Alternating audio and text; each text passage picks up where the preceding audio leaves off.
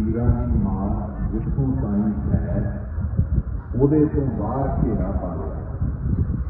ਬਾਈ ਘਰ ਦੇ ਰਾਜਿਆਂ ਨੇ ਮੁਗਲਾਂ ਨੇ ਵੀ ਜਿੱਥੋਂ ਤੱਕ ਨਾ ਗੋਲੀ ਮਾਰ ਕਰੇ, ਨਾ ਤੀਰ ਪਹੁੰਚੇ, ਨੰਦਾਂ ਦੀ ਕੁੜੀ ਤੋਂ, ਤੇ ਨਾਲ ਇਹ ਵਿਉਂਤ ਘੜ ਲਈ ਵੀ ਪਾਣੀ ਦਾ ਤੁਪਕਾ ਅੰਦਰ ਨਹੀਂ ਜਾਣ ਦੇਣਾ, ਰਾਸ਼ਨ ਨਹੀਂ ਅੰਦਰ ਜਾਣ ਦੇਣਾ। ਕਿੰਨੇ ਦਿਨ ਭੁੱਖੇ ਭਾਣੇ ਸਿੰਘ ਲੜਨਗੇ, ਜਦੋਂ ਹੱਥਾਂ 'ਚ ਬਲ ਨਾ ਰਿਹਾ ਅਤੇ ਈਨ ਮੰਨਣਗੇ।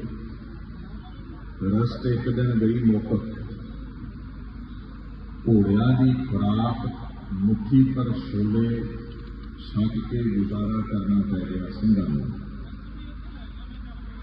ਰੁੱਖਾਂ ਦੇ ਪੱਤੇ ਝੂਕੇ ਖਾਣੇ ਪਏ, ਰੁੱਖਾਂ ਦਾ ਸੱਕ ਲਾ ਕੇ ਪਾਣੀ 'ਚ ਉਬਾਲ ਕੇ ਉਹ ਸੱਕ ਕੱਢ ਕੇ ਸੁੱਟ ਦਿੰਦੇ ਨੇ ਤੇ ਜਲ ਛਕ ਲੈਂਦੇ ਨੇ। ਅੱਛਾ, ਉਹ ਨੇਤਨੇ ਦੀ ਤਾਕਤ ਵੇਖੋ।